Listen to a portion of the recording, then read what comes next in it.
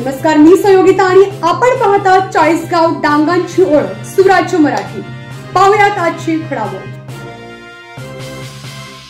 सिन्नर येथे घर भाड्यावरून बेदम मारहाण। सिन्नर मालेगाव येथे 2 दिवस घर भाडे देण्यास उशीर झाला। या कारणास्तव विजय बाबूराव आहिरे व ज्योती विजय आहिरे या दलित कुटुंबाला अमानुषपणे बेदम मारहाण करण्यात आली। हे भांडण सोडवण्यासाठी गेलेले विजयचे भाऊ यांनाही बेदम मारहाण केली आहे।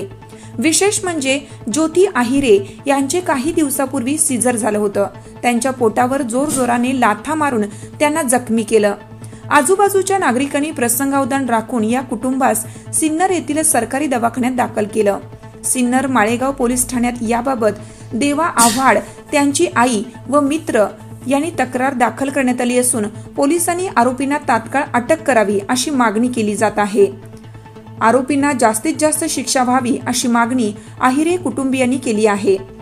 आज अशा प्रकारे दलित कुटुंबाला मारहाण केली जात आहे, यावर प्रशासन मात्र उदासीन दिसते आहे।